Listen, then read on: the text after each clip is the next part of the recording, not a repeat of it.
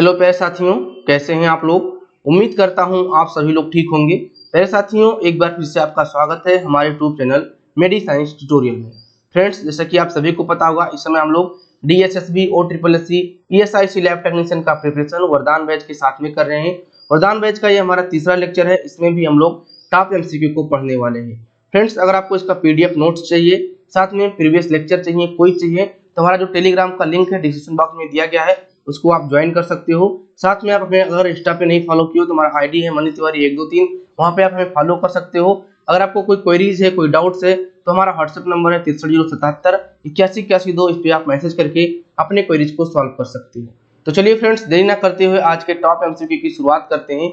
आज का जो हमारा MCQ होगा 51 नंबर से स्टार्ट होगा, क्योंकि 50 तक प्रश्नों को हम लोगों ने प्रीवियस लेक्चर में सॉल्व कर लिया है।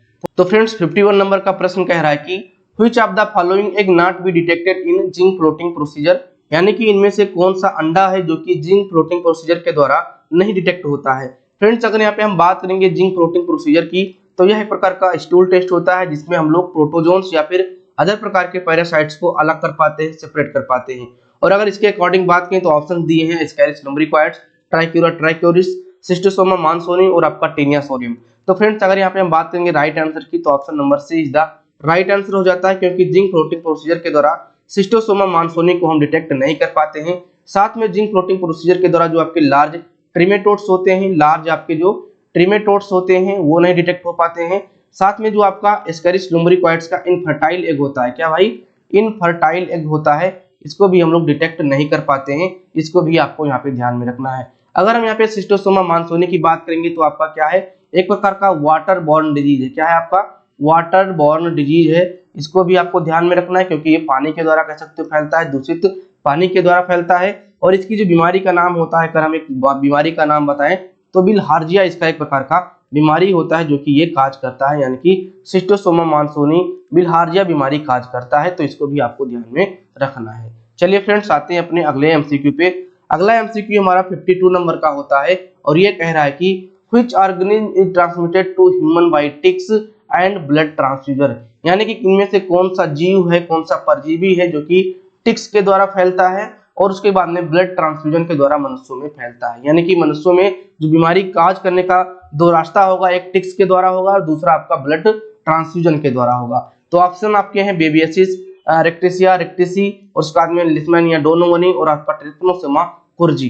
तो फ्रेंड्स, यहाँ पे अगर राइट आंसर की बात किया जाए तो option number A is the right answer हो जाता है, क्योंकि यहाँ पे जो बेबियसिया है ये क्या करता है, ये टिक्स के द्वारा काज होता है। यानी कह सकते हैं इसका जो होस्ट है वो आप होस्ट जो है आपका ह्यूमन है और जो फैलाने वाला है, वाहक है, वो आपका क्या हो जाता है, टिक्स हो जाते हैं। ठीक है, तो इसको भी ध्यान रखना। और बेबियासिस को अगर हम अदर नाम से बात करें तो उसका अदर नाम हो जाता है न्यूटेलिया। ठीक है, क्या हो जाता है आपका, न्यूटेलिया इसका अदर नाम हो जाता है। इसको भी आपको यहाँ पे ध्यान में रखना है। और जो बेबियासिस होता है प्रकार के, ठीक है, एक प्रकार के किसके द्वारा होता है, पैरासाइट के द्वारा होता है। इसका नाम क्या हो जाता है, एपिकॉम्प्लेक्सिया। क्या हो जाता है आपका, एपिकॉम्प्लेक्सिया या फिर ठीक है, एपिकॉम्प्लेक्सान पैरासाइट के द्वारा आपका ये हो जाता है। इसको भी आपको यहाँ पे ध्यान में रखना है। किसके द्वारा, एपिकॉम्प्लेक्सान पैरासाइट के द्वारा होता है। न्यूटेलिया इसका अदर नेम हो जाता है। इसको भी आपको यहाँ पे ध्यान में रखना है। ठीक है, रिकेट्सिया रिकेट्सी की अगर बात करेंगे तो एक प्रकार का पर्टिकुलरली बैक्टीरिया है। कैसा बैक्टीरिया है, तो आपका एक ग्राम नेगेटिव बैक्टीरिया है। कैसा भाई, ग्राम नेगेटिव बैक्टीरिया है। और साथ में ये आपका कोकोबैसिलस है। क्या है आपका, ये कोकोबैसिलस है। ये भी बहुत इंपॉर्टेंट पॉइंट है कि कौन से ऐसे कह सकते हो बैक्टीरिया है जो कि कोकोबैसिलस होता है, यानी कि कोको भी होगा, यानी कि कोकाई का भी फॉर्मेशन करेगा और बैसिलस का भी फॉर्मेशन करेगा, कुछ इस प्रकार से होगा। तो इसको हम क्या कहेंगे, रिकेट्सिया रिकेट्सी इसका एक उदाहरण हो जाता है कि ग्राम नेगेटिव कोकोबैसिलस आपका रिकेट्सिया रिकेट्सी है। इसको भी आपको यहाँ पे ध्यान में रखना है। अब यहाँ पे बात आती है कि रिकेट्सिया के द्वारा क्या बीमारी काज होता है। तो फ्रेंड्स, रिकेट्सिया के द्वारा यहाँ पे कह सकते हो रॉकी माउंटेन स्पॉटेड फीवर। क्या आपका रॉकी माउंटेन, बहुत ही इंपॉर्टेंट है, रॉकी माउंटेन स्पॉटेड फीवर। ठीक है, रॉकी माउंटेन स्पॉटेड फीवर इसके द्वारा काज होता है। किसके द्वारा भाई, आपके रिकेट्सिया के द्वारा काज होता है, रॉकी माउंटेन। ठीक है, रॉकी माउंटेन स्पॉटेड फीवर आपका रिकेट्सिया के द्वारा काज होता है। ठीक है, अब अगली बात यहाँ पे अगर बात करेंगे लिस्मोनिया डोनोवनी के बारे में, तो हमने पहले ही आपको बता दिया है कि लिस्मोनिया डोनोवनी के द्वारा आपका क्या हो जाता है, काला अजार हो जाता है। क्या हो जाता है आपका, काला अजार डिजीज हो जाता है। इसको भी आपको ध्यान रखना है। ट्रिपनोसोमा कुर्जी के द्वारा हमने बताया था चागाज डिजीज हो जाता है। क्या हो जाता है आपका, चागाज डिजीज हो जाता है। इसको भी अपने कॉपी में नोट करके रख लो बच्चा, ठीक है। तो हमने इसका बहुत ही बेहतरीन तरीके से चारों ऑप्शन का एक्सप्लेनेशन कर दिया है। हमें उम्मीद है आपको ये समझ में आ गया होगा। चलिए बच्चा आते हैं अपने नेक्स्ट वाले एमसीक्यू पे। नेक्स्ट एमसीक्यू बहुत ही इंपॉर्टेंट है, ये आपका 53 नंबर का यानी कि 53 नंबर का एमसीक्यू है। ये कह रहा है कि which of the following is most specific test for syphilis. यहाँ पे क्या बात है, यहाँ पे कह रहा है कि मोस्ट स्पेसिफिक टेस्ट कौन है आपके सिफिलिस के लिए। तो हमने आपको बहुत पहले ही बताया है कि जो हमारे बीडीआरएल टेस्ट होते हैं ये कह सकते हो नॉन स्पेसिफिक होते हैं या फिर कह सकते हो नॉन ट्रिपनोसोमल पैलिडम टेस्ट होते हैं। क्या ये आपके नॉन ट्रिपनोसोमल पैलिडम टेस्ट होते हैं, ठीक है। नॉन ट्रिपनोसोमल पैलिडम टेस्ट होते हैं, क्यों? क्योंकि ये क्या करता है, ये पर्टिकुलरली सिफिलिस के द्वारा एंटीबॉडी या एंटीजेंस को नहीं डिटेक्ट कर पाता है। ये क्या करता है, ये आपका ठीक है, ये आपके एंटी लिपोइडल, ठीक है, लिपोइडल, ठीक है, एंटी लिपोइडल आईजीएम या फिर आप कह सकते हो कि आईजीजी को डिटेक्ट करता है, आईजीजी को डिटेक्ट करता है। यानी कि जो आपका venereal disease research laboratory test है ये आपके नॉन ट्रिपनोसोमल टेस्ट है, यानी कि ये एंटी लिपोइडल आईजीएम आईजीजी को टेस्ट करता है, जिसका क्या होता है, जिसका निर्माण कह सकते हो कि पर्टिकुलरली ह्यूमन में ही हो जाता है। यानी कि जब आपको सिफिलिस काज करेगा तो हमारे शरीर में एंटीपॉइडल्स आईजीएम आईजीजी बनेंगे, इसी को हमारा बीडीआरएल टेस्ट कर पाता है। या फिर हम यहाँ के बात करेंगे अगर आरपीआर की, तो आरपीआर भी उसी तरह से काम करता है, ठीक है। आरपीआर का फुल फॉर्म क्या हो जाता है आपका रैपिड, ठीक है, क्या हो जाता है रैपिड प्लाज्मा रेजिन, ठीक है, रेजिन, ठीक है। तो रैपिड प्लाज्मा रेजिन आपका आरपीआर का हो जाता है, ये भी इसी तरह से काम करेगा, यानी कि नॉन स्पेसिफिक टेस्ट रहेगा। अगर यहाँ पे टीपीएचए की बात करेंगे तो टीपीएचए का फुल फॉर्म हो जाता है ट्रिपनोसोमा पैलिडम, ठीक है, ट्रिपनोसोमा पैलिडम, ठीक है। हिम एग्लूटिनेशन, ठीक है, क्या हो जाता है आपका हिम एग्लूटिनेशन हो जाता है आपका हिम एग्लूटिनेशन, ठीक है, टिनेशन टेस्ट, ठीक है, हिम एग्लूटिनेशन। अब यहाँ पे बात आती है कि राइट आंसर क्या हो जाता है, तो friends right answer option number C is the right answer हो जाता है। क्योंकि यहाँ पे अगर हम बात करेंगे एफटीए एबीएस टेस्ट की, तो एक प्रकार का क्या है मोस्ट स्पेसिफिक टेस्ट हो जाता है, पर्टिकुलरली सिफिलिस को ये आपका डिटेक्ट करता है। अब यहाँ पे एफटीए का फुल फॉर्म क्या हो जाता है, तो आपका फ्लोरोसेंट क्या हो जाता है आपका फ्लोरोसेंट ट्रेपेनोमल, ठीक है, ट्रेपोनेमल फ्लोरोसेंट ट्रेपोनेमल एंटीबॉडी ऐसे हो जाता है, ठीक है, एंटीबॉडी ऐसे हो जाता है। इसको भी आपको यहाँ पे सॉरी ऐसे नहीं हो जाता है, एब्जॉर्प्शन हो जाता है, ध्यान रखना, ठीक है, एब्जॉर्प्शन हो जाता है, इसको ध्यान रखना क्योंकि इसके फुल फॉर्म आ सकते हैं, ठीक है। अगर नहीं भी आ रहे हैं आप एग्जाम में तो आपको यहाँ पे ध्यान में रखना होगा कि इसके सारे के फुल फॉर्म क्या होते हैं। तो आरपीआर का फुल फॉर्म क्या होगा, रैपिड प्लाज्मा रेजिन होगा। टीपीएचए का फुल फॉर्म ट्रिपनोसोमा पैलिडम हेम एग्लूटिनेशन होगा। एफटीए का होगा फ्लोरोसेंट ट्रिपनोसोमल एंटीबॉडी एब्जॉर्प्शन होगा। और बीडीआर क्या होगा, वेनेरियल डिजीज रिसर्च लेबोरेटरी होगा। और ये एक प्रकार का जो तीनों है, ठीक है, ये और ये तीनों क्या है, ये नॉन स्पेसिफिक है। और जो हमारा एफटीए एबीएस है ये आपका क्या है, स्पेसिफिक टेस्ट है आपके सिफिलिस के लिए, इसको भी आपको ध्यान में रखना है बच्चों, ठीक है। 54 नंबर का एमसीक्यू क्या कह रहा है, ये कह रहा है कि which of the following used in Mantoux test, यानी कि माउंटेक्स टेस्ट में यहाँ पे कौन सा चीज यूज किया जाता है, ठीक है। तो अगर माउंटेक्स टेस्ट की बात करेंगे तो आपका किसके लिए, टीबी के लिए क्या जाता है, माइक्रोबैक्टीरियम ट्यूबरकुलोसिस के लिए किया जा सकता है। ये हमारे हाथों में एक थोड़ा कह सकते हो कि एक पीपीडी डाली जाती है, जिससे यहाँ पे जो हमारा रिस्पांस होता है, इम्यूनिटी का रिस्पांस होता है, वहां पे दिखते हैं। और उसके जो सर्किल होते हैं उस सर्किल के माध्यम से हम पता कर लेते हैं कि ये टेस्ट पॉजिटिव है या फिर नहीं पॉजिटिव है। तो हमारे माउंटेक्स टेस्ट में क्या पड़ा होता है ये आपको बताना है। लिपोप्रोटीन पड़ा होगा या फिर आपके कार्बोहाइड्रेट पड़े होंगे, प्यूरिफाइड प्रोटीन डेरिवेटिव्स पड़े होंगे या फिर आपका हिस्टाडीन रिच प्रोटीन पड़ा होगा। तो फ्रेंड्स इसका जो राइट आंसर जाएगा option number C is the right answer जाएगा। अगर यहाँ पे बात किया जाए हिस्टाडाइन रिच प्रोटीन या फिर यहाँ पे पीएलडीएच की बात किया जाए, ठीक है, इसकी पीएलडीएच की यहाँ पे अगर बात किया जाए पीएलडीएच, ठीक है, पीएलडीएच की बात किया जाए या फिर आपका प्लाज्मोडियम, ठीक है, लैक्टेज की बात किया जाए, किसकी, प्लाज्मोडियम लैक्टेज की बात किया जाए, प्लाज्मोडियम एल्डोज की, ठीक है, लैक्टेज की नहीं एल्डोज की, एल्डोलेज की बात किया जाए, तो ये तीनों, ठीक है, चाहे आपका ये हो जाए चाहे आपका ये आपके मलेरिया के लिए किया जाता है, ठीक है, मलेरिया के कह सकते हो मलेरिया के अंदर पाया जाता है। इसको डिटेक्ट करने के लिए हम क्या करते हैं, ये वाला टेस्ट करते हैं, हिस्टाडीन रिच प्रोटीन का डिटेक्शन हम मलेरिया के लिए कर पाते हैं, ठीक है। चलिए आते हैं नेक्स्ट वाले पे। नेक्स्ट हमारा यहाँ पे 55 यानी कि 55 नंबर का एमसीक्यू है।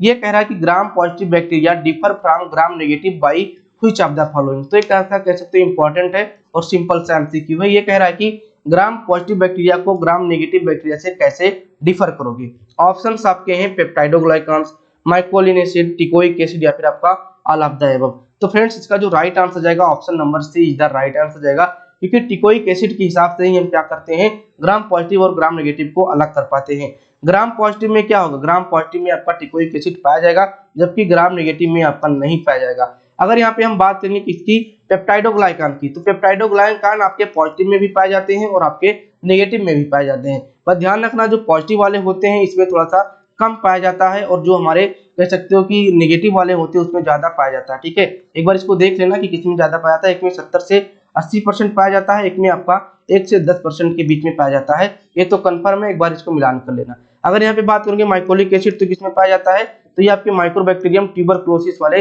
स्पीसीज में, आप कह सकते हो जो माइक्रोबैक्टीरियम की स्पीसीज है उसमें आपका माइकोलिक एसिड पाया जाता है। यानी कि साफ साफ ये कह सकते हो जो आपके एसिड फास्ट स्टेन होते हैं, क्या भाई, जो एसिड फास्ट होते हैं उनमें क्या पाया जाता है, एसिड फास्ट में माइकोलिक एसिड पाया जाता है। ठीक है, चलिए नेक्स्ट पे आते हैं बच्चा। नेक्स्ट हमारा क्या हो जाएगा, 56 नंबर का एमसीक्यू रहेगा, और ये क्या कह रहा है, ये कह रहा है कि what is the end product of purine metabolism, यानी कि प्यूरिन मेटाबॉलिज्म का एंड प्रोडक्ट क्या होगा, यूरिया होगा, जेंथाइन होगा, यूरिक एसिड होगा या फिर आपका गुआनिन होगा। तो ऑप्शन नंबर क्या जाएगा, ऑप्शन नंबर 56 का जाएगा आपका सी, यानी कि यूरिक एसिड आपका यहाँ पे राइट आंसर जाएगा। ठीक, चलिए नेक्स्ट पे आते हैं 57 नंबर के एमसीक्यू पे। ये क्या कह रहा है कि which stain used commonly in cytopathology, यानी कि इनमें से कौन सा स्टेन है जो कि आपके साइटोपैथोलॉजी में सबसे ज्यादा कॉमन रूप से यूज किया जाता है। तो साइटोपैथोलॉजी की अगर बात करेंगे तो कौन सा होगा, एचएनडी होगा या फिर आपका एल्सिन ब्लू, जिम्सा स्टेन या फिर आपका पैप स्टेन। तो देखो ये तीनों स्टेन आप अपने साइटों में कर सकते हो, साइटों में कर सकते हो, लेकिन अगर पूछा जाएगा कि मोस्ट कॉमनली, तो मोस्ट कॉमनली आपका पैप स्टेन हो जाता है। क्या, मोस्ट कॉमनली आपका क्या हो जाता है, पैप स्टेन हो जाता है, पेपानोकुलस स्टेन हो जाता है। इसको भी आपको यहाँ पे ध्यान रखना है। पैप स्टेन किसने खोजा था, तो जॉर्ज पेपानोकुलस के द्वारा आपका ये पैप स्टेन खोजा गया था बच्चा, इसको भी आपको यहाँ पे ध्यान में रखना है। ठीक है, अगला हमारा क्या है, 58 नंबर का एमसीक्यू है। ये कह रहा है कि लार्जेस्ट वायरस, यानी कि लार्जेस्ट वायरस आपका कौन सा है, पार्बो वायरस है, हार्पीज वायरस है, पॉक्स है या फिर आपका माइकोप्लाज्मा है। तो फ्रेंड्स ध्यान रखना, जो हमारे माइकोप्लाज्मा होते हैं एक प्रकार से कह सकते हो कि बैक्टीरिया से डिफरेंट है। क्यों, क्योंकि उसके पास लैक ऑफ सेल वॉल होता है, लैक ऑफ सेल वॉल होता है, यानी कि हमारे माइकोप्लाज्मा होते हैं उनके पास सेल वॉल नहीं पाया जाता है। जबकि अगर हम बात करेंगे कि सबसे लार्ज आपका कौन सा वायरस हो जाता है, तो सबसे लार्ज कौन सा हो जाएगा भाई साहब, लार्ज आपका पॉक्स वायरस हो जाएगा। तो ऑप्शन नंबर यहाँ पे आपका सी इज द राइट आंसर जाएगा। कभी कभी आपको मिमी वायरस भी दिखेगा, नेट वगैरह पे आपको मिमी वायरस हो जाएगा। तो अगर आपकी एमसीक्यू में मिमी वायरस आ रहा है तो मिमी वायरस भी लगा देना, अगर आपको पॉक्स वायरस मिल रहा है तो पॉक्स वायरस लगा देना। ठीक है, अब यहाँ पे एक बात और लिख लेना कि स्मॉलेस्ट वायरस कौन सा है। ठीक है, स्मॉलेस्ट वायरस, ठीक है, स्मॉलेस्ट वायरस जो है आपका वो कौन सा है, ध्यान रखना, इस तरह से याद करना कि स्मॉलेस्ट एनिमल वायरस कौन सा है। ठीक है, स्मॉलेस्ट एनिमल वायरस कौन सा है, स्मॉलेस्ट एनिमल वायरस आपका कौन सा है, इसको ध्यान रखना। ठीक है, स्मॉलेस्ट एनिमल वायरस कौन सा है, तो आपका ये क्या हो जाएगा, ये आपका पोलियो का वायरस हो जाएगा। ठीक है, पोलियो वायरस हो जाएगा, इसको भी आपको ध्यान में रखना है। क्या, पोलियो वायरस हो जाएगा कौन सा, स्मॉलेस्ट एनिमल वायरस। लार्ज ये वायरस जो की बात करेंगे तो पॉक्स वायरस या फिर मिमी वायरस। और अगर माइकोप्लाज्मा की बात करोगे तो ये क्या है, इसके पास सेल वॉल नहीं होता है, इसका जो करेक्टर होता है एज ए बैक्टीरियल होता है, लेकिन इसके पास लैक ऑफ सेल वॉल होता है, इसीलिए इसका डिफरेंट शेप है वो हमें पता नहीं चल पाता है। ठीक है, नेक्स्ट हमारा 59 नंबर का एमसीक्यू होगा, और ये क्या कह रहा है, ये कह रहा है कि how many pair of sex chromosome present in human. देखो भैया ये प्रश्न दो तरीके से पूछा जा सकता है। एक तो ये पूछ लेता है कि ह्यूमन में कितने पेयर के क्रोमोसोम पाए जाते हैं, तो आप सभी बता दोगे कि भाई 23 जोड़ा पाया जाता है। ठीक है, 23 का पेयर पाया जाता है। लेकिन ये क्या पूछा है, how many pair of sex chromosome. ठीक है, ये पूछा है कि जो मनुष्य है उसमें सेक्स क्रोमोसोम कितने पाए जाते हैं। ठीक है, इनका जो पेयर है सेक्स क्रोमोसोम का वो कितना होता है। तो ध्यान रखना, अगर हम बात करेंगे यहाँ पे 22 की, 22 पेयर हमारा होता है ऑटोसोमल। क्या होता है हमारा, ऑटोसोमल होता है भाई साहब। ठीक है, ऑटोसोमल होता है। और जो हमारा 1 पेयर होता है, क्या, जो हमारा 1 पेयर होता है ये हमारा सेक्स क्रोमोसोम होता है। क्या होता है, हमारा सेक्स क्रोमोसोम होता है। ठीक है, क्रोमोसोम होता है। इसका जो राइट आंसर जाएगा option number A is the option number D is the right answer जाएगा, 1 इज द राइट आंसर जाएगा। ऐसा प्रश्न पूछे कि क्रोमोसोम आपके ह्यूमन में कितना पेयर होगा, तो 23 का पेयर होगा। अगर ये पूछेगा कि सेक्स हार्मोन या फिर सेक्स क्रोमोसोम कितने होंगे, तो आपके 22 पेयर आपके ऑटोसोमल और 1 पेयर आपका जो होगा वो आपका सेक्स क्रोमोसोम का होगा। ये आपको यहाँ पे ध्यान में रखना है प्यारे बच्चों। हमने आपको पहले ही बताया था कि अगर आप ज्यादा से ज्यादा संख्या में इस क्लासेस को शेयर करते हो, टेलीग्राम को ज्वाइन करते हो, तो हम लोग लाइव क्लास स्टार्ट कर देंगे और लाइव क्लास में आपको और भी मजा आने वाला है। इसलिए यही रिक्वेस्ट है कि आप लोग ज्यादा से ज्यादा अपने दोस्तों में क्लास को शेयर करो ताकि उनका भी फायदा हो और हम लोग लाइव क्लासेस भी स्टार्ट कर सकें, क्योंकि जो लाइव क्लासेस होती हैं कम से कम 100 बच्चे जब रहें तभी मजा आता है लाइव क्लासेस में। ठीक है, ऑप्शन नंबर अब आता है, प्रश्न नंबर आता है 60 नंबर का, 60 नंबर का। ये कह रहा है कि पॉर्क टेप वर्म इज, यानी कि जो पॉर्क टेप वर्म है वो आपका कौन सा है। ऑप्शन है आपका टीनिया सोलियम, टीनिया सजिनेटा, ठीक है, एंटरोबियस, वर्मिकुलस या फिर आपका प्लाज्मोडियम। तो देखो बच्चा, यहाँ पे अगर हम टीनिया सोलियम की बात करेंगे और टीनिया सजिनेटा, दोनों तो आपके क्या है, ठीक है, टेप वर्म है, दोनों क्या है आपके टेप वर्म है। लेकिन यहाँ पे पूछा है पॉर्क टेप वर्म कौन है, तो पॉर्क का मतलब हो जाता है सुअर से। ठीक है, सुअर से। तो अगर सुअर की बात करोगे तो आपका टीनिया सोलियम है, option number A is the right answer जाएगा। अगर यहाँ पे टीनिया सिनेटा की बात करें तो इसको हम बीफ टेप वर्म कहते हैं। क्या कहते हैं, बीफ टेप वर्म कहते हैं, इसको भी ध्यान रखना, बीफ टेप वर्म कहते हैं, इसको भी आपको यहाँ पे ध्यान में रखना है बच्चों। ठीक है, और जो हमारा एंट्रोबियस वर्मिकुलस है इसको हम क्या कहते हैं, इसको हम पिन वर्म के नाम से जानते हैं, पिन वर्म के नाम से, और किसके नाम से, थ्रेड वर्म के नाम से जानते हैं, थ्रेड वर्म के नाम से जानते हैं, इसको भी ध्यान रखना। प्लाज्मोडियम क्या है, प्लाज्मोडियम एक प्रकार का प्लोजो क्या है, प्लाज्मोडियम हमारा क्या है, तो प्लाज्मोडियम हमारा एक प्रकार से प्रोटोजोअन है। क्या है हमारा, प्रोटोजोअन है, जो कि क्या कार्य करता है, मलेरिया काज करता है। ठीक है, इसकी स्पीसीज जो है वो मलेरिया को काज करती है। ठीक है, चलिए नेक्स्ट पे आते हैं। नेक्स्ट हमारा यहाँ पे 61 नंबर का एमसीक्यू है। ये कह रहा है कि आइसोजाइम ऑफ क्रेटनाइन काइनेज इज, यानी कि क्रेटनाइन काइनेज या फिर कह सकते हो क्रेटनाइन फास्फोकाइनेज का जो आइसोजाइम होते हैं वो कितने होते हैं। ऑप्शन ये है, फिर 2 है, 3 है या फिर आपका नन है। तो फ्रेंड्स अगर हम क्रेटनाइन काइनेज की बात करेंगे तो इसके 3 आपके आइसोजाइम होते हैं। कितने आपके 3 आइसोजाइम्स होते हैं। अगर यहाँ पे हम बात कर लेते हैं किसकी, क्रेटनाइन काइनेज की, या फिर कह सकते हो कि क्रेटनाइन काइनेज के आइसोजाइम की, किसकी, क्रेटनाइन काइनेज के आइसोजाइम को अगर यहाँ पे देखा जाए तो ये 3 भागों में बट जाते हैं। ठीक है, कितने भागों में, 3 भागों में। ठीक है, पहला आपका क्या हो जाता है, सीके बीबी हो जाता है। ठीक है, क्या हो जाता है आपका सीके बीबी, इसको हम CK1 के नाम से भी जानते हैं, यानी कि ठीक है क्रेटनाइन काइनेज 1 के नाम से भी जानते हैं। ये कहाँ पे पाया जाता है, तो आपका होता है किसमें, फाउंड इन, कहाँ पे पाया जाएगा, फाउंड इन, ठीक है, brain and, found in brain and lung. ठीक है, आपके ब्रेन और लंग्स में पाया जाएगा। और दूसरा जो हमारा हो जाता है CK, ठीक है, क्या हो जाता है, CKMB हो जाता है। क्या हो जाता है आपका CKMB, इसको आप क्या कह सकते हो, CK2 के नाम से भी जानते हो। ये कहाँ पे पाया जाता है, तो ये पर्टिकुलरली कार्डियक मसल्स में पाया जाता है। क्या जाता है आपके भाई, कार्डियक मसल्स में पाया जाता है। ठीक है, कार्डियक मसल्स में ये आपके पाए जाते हैं। अगर बात करोगे CKMB की, ठीक है, तो यहाँ पे मैं लिख देता हूँ थोड़ा सा CKMB वाला। ठीक है, CKMB में कहाँ पाएगा भाई, तो CKMB, हाँ CKMB, ठीक है, CKMM, MB नहीं बेटा, CKMM, देखो CKBB, CKMB, CKMM, इसको दूसरे नाम से क्या जाएंगे, तो CK आपका हो जाता है CK3। और ये कहाँ पाया जाता है, तो ये आपके स्केलेटन मसल में पाया जाता है। कहाँ पे आपका स्केलेटन, ठीक है, स्केलेटन, ठीक है, स्केलेटन कहाँ पे पाया जाएगा, आपके स्केलेटन मसल्स में पाया जाएगा। ठीक है, स्केलेटन मसल्स में पाया जाएगा, ये भी आपको ध्यान में रखना है। तो क्या पता चला आपको, क्रेटनाइन काइनेज जो है उसके 3 प्रकार के आइसोजाइम होंगे, आपका CKBB, CKMB, CKMM। CK जो BB है वो आपका कहाँ पाया जाएगा। ठीक है, एक बार इसको देखते हैं, हाईलाइट कर लेते हैं तभी मजा आएगा। ठीक है, हाईलाइट कर लेंगे। ठीक है, CK आपका क्या हो जाएगा, CKBB हो जाएगा। CKBB को हम एक और नाम से जानेंगे, CK1 के नाम से, यानी कि CK1 के नाम से। और आपका ये कहाँ पाया जाएगा, आपके ब्रेन और आपके लंग्स में पाया जाएगा। यानी कि जब आपके ब्रेन और आपके लंग्स अगर इफेक्टेड होंगे तो आपका जो है क्रेटनाइन काइनेज का 1 वाला जो आइसोजाइम है वो आपका यहाँ पे रिलीज होगा। और अगर दूसरे की बात करेंगे तो CKMB होता है। CKMB आपका क्या होता है, CK2 के नाम से जाना जाता है। ये आपके कार्डियक मसल्स में, पर्टिकुलरली कार्डियक मसल्स में पाया जाता है। और उसके बाद में अगर CK3 की बात करोगे तो आपका क्या हो जाता है, CKMM हो जाता है। क्या हो जाता है आपका, CKMM हो जाता है। ये आपके कहाँ पे, आपके स्केलेटन मसल्स में पाए जाते हैं, पर्टिकुलरली आपके स्केलेटन मसल्स में पाए जाते हैं। तो ये आपके थे क्रेटनाइन काइनेज के आइसोजाइम, इसको आपने बहुत ही अच्छे तरीके से समझा होगा। चलिए नेक्स्ट पे आते हैं। नेक्स्ट हमारा यहाँ पे 62 नंबर का एमसीक्यू है फ्रेंड्स। क्या हमारा ये 62 नंबर का एमसीक्यू है, और 62 नंबर का एमसीक्यू कह रहा है कि P24 एंटीजन प्रेजेंट ऑन, यानी कि P24 एंटीजन कहाँ पे पाया जाता है, तो आपके HBsAg में, या फिर आपका HCV में, रेबीज वायरस में, या फिर आपका HIV में। तो जो आपका HIV है उसी में आपके P24 एंटीजन पाया जाता है। और P24 एंटीजन को भी हम यहाँ पे विंडो पीरियड को डिटेक्ट करने के लिए करते हैं। क्या होता है हमारा, विंडो पीरियड। ठीक है, विंडो पीरियड। ठीक है, विंडो पीरियड को हम डिटेक्ट करने के लिए हम लोग क्या करते हैं, P24 एंटीजन का डिटेक्शन करते हैं। इसको भी आपको ध्यान में रखना है, ठीक है। अगला आपका 63 नंबर का एमसीक्यू है। ये कह रहा है कि which antigen known as Australian antigen. आपके अभी जो पीजीआई चंडीगढ़ का एग्जाम हुआ, ठीक है, पीजीआई चंडीगढ़ का एग्जाम हुआ, इसमें आपका ये प्रश्न पूछा गया था कि ऑस्ट्रेलियन एंटीजन के नाम से हम किस एंटीजन को जानते हैं।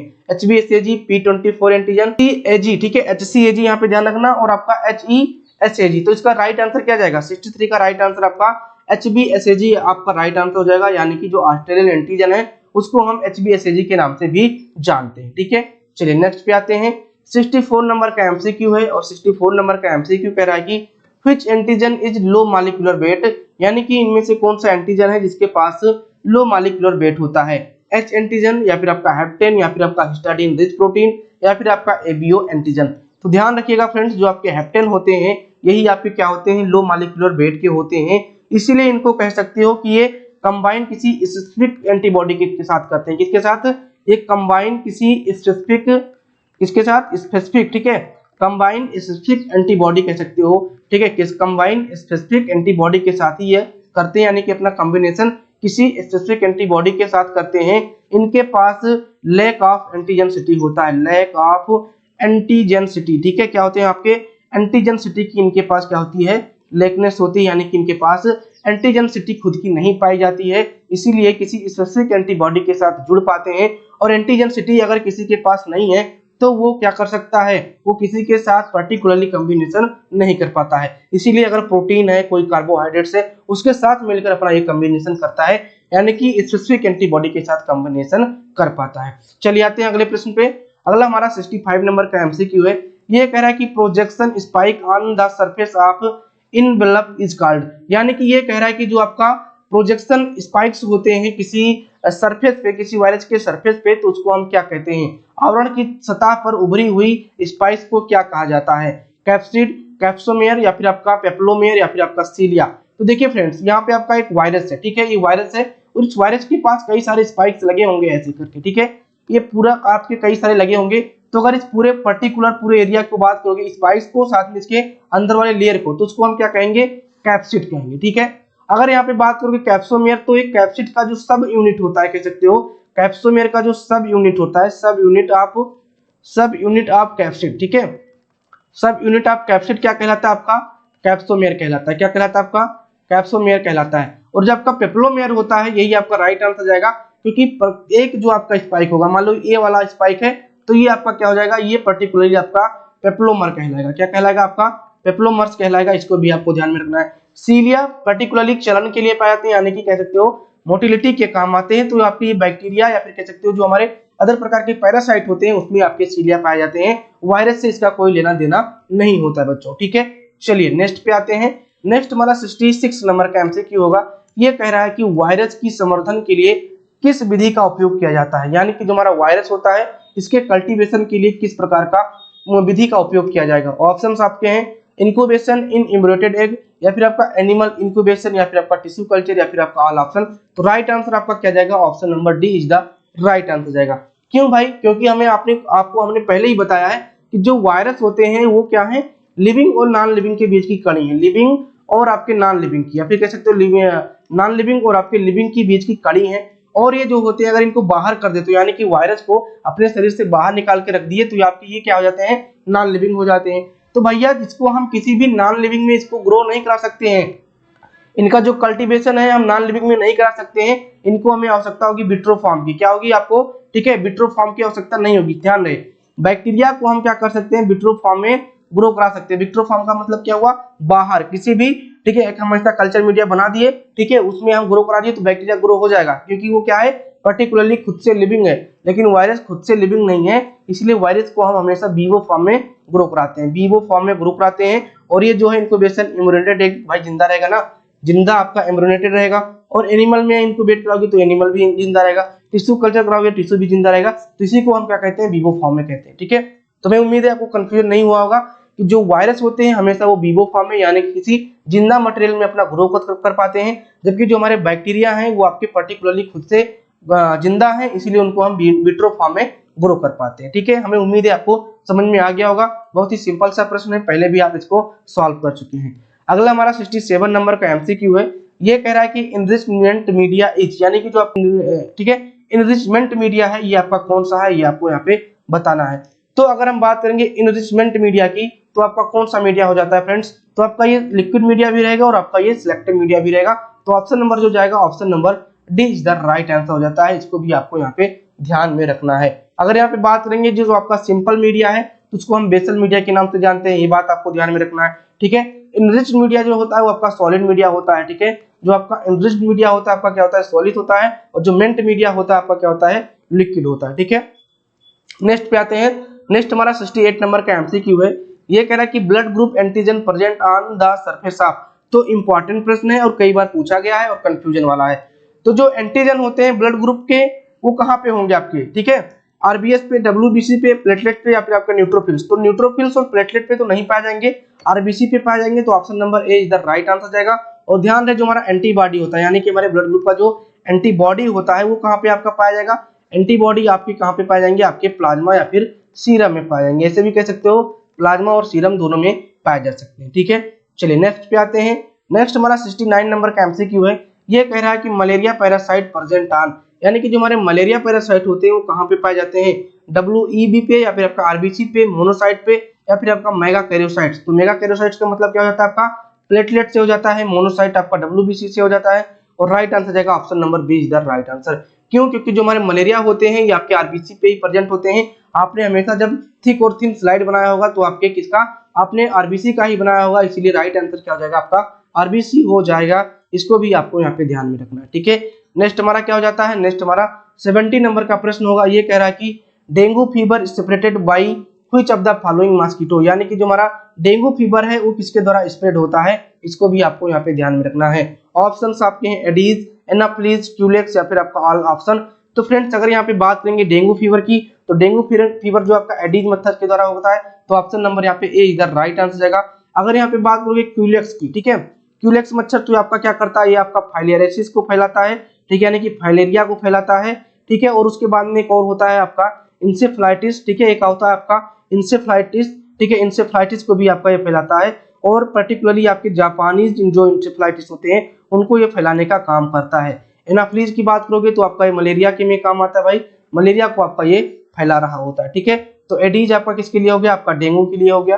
ठीक है, एनाफ्लीज आपके किसके लिए, मलेरिया के लिए। क्यूलेक्स आपका फाइलेरिया और जापानीज इंसेफ्लाइटिस के लिए हो गया। इसलिए जो राइट आंसर जाएगा option number A is the right answer जाएगा। ऑप्शन नंबर यहाँ पे चलिए फ्रेंड्स आते हैं अपने नेक्स्ट एमसीक्यू पे। नेक्स्ट एमसीक्यू हमारा 71 नंबर का है और 71 नंबर का एमसीक्यू कह रहा है कि एरिथ्रोपोएटिन इज रिलेटेड टू, यानी कि जो हमारा एरिथ्रोपोएटिन होता है वो किससे रिलेटेड होता है, आरबीसी से, डब्ल्यूबीसी से या फिर प्लेटलेट से या फिर आपका ब्लड से। तो राइट आंसर जाएगा आपका ऑप्शन नंबर ए, क्योंकि जो आपका एरिथ्रोपोएटिन होता है ये पर्टिकुलरली आरबीसी के प्रोडक्शन में भाग लेता है, यानी कि इसको स्टिमुलेट करता है। और जो हमारा एरिथ्रोपोएटिन होते हैं प्रकार के क्या है, ये प्रकार के हार्मोन है, इसको भी आपको ध्यान में रखना है। ये हार्मोन आपके किडनी के द्वारा सिक्रीट होता है, इसको भी आपको ध्यान में रखना है कि आपका ये किडनी से सिक्रीट होगा, आरबीसी के प्रोडक्शन में मदद करेगा, एक प्रकार का हार्मोन होता है, इसको भी आपको ध्यान में रखना है। अगला प्रश्न हमारा यहाँ पे 72 नंबर का है।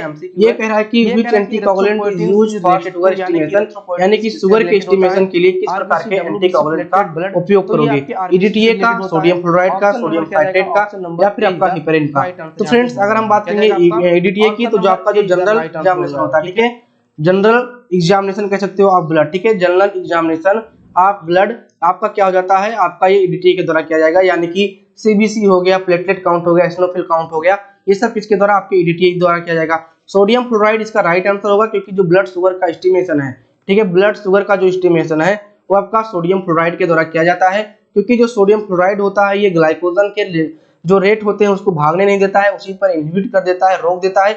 इसलिए जो शुगर की मात्रा जो हमारे ब्लड सैंपल में एक बार आई होती है वही बरकरार बना रहता है। ठीक है, अगर सोडियम साइट्रेट की बात करेंगे तो सोडियम साइट्रेट आपका दो चीज से उपयोग किया जाएगा, एक आपका ईएसआर के लिए और एक आपका कोगुलेशन स्टडी के लिए। एक आपका ईएसआर के लिए, एक आपका क्या हो जाता है, कोगुलेशन स्टडी के लिए हो जाता है, क्योंकि भाई ईएसआर में हम जो लेते हैं 1:4 का लेते हैं, और जो हमारा ये कोगुलेशन होता है इसमें आपको कमेंट करके बताना है, दोनों में कंफ्यूज नहीं करना है, दोनों को कमेंट करके बता सकते हो भाई साहब कि ईएसआर में जो हमारा रेशियो होता है वो क्या होता है, और जो हमारा कोगुलेशन स्टडी होता है उसका रेशियो क्या होता है। हिपेरिन का क्या होता है, तो हिपेरिन का जो उपयोग है एबीजी यानी कि आर्टिरियल ब्लड गैस के लिए, पीके6 डिफिशियंसी के लिए, PK6 डिफिशियंसी के लिए हम यहाँ पे करते हैं हिपेरिन का उपयोग। ये एक प्रकार का क्या है, नेचुरल एंटीकोगुलेंट भी है, इसको भी आपको यहाँ पे ध्यान में रखना है। ठीक है, चलिए नेक्स्ट पे आते हैं।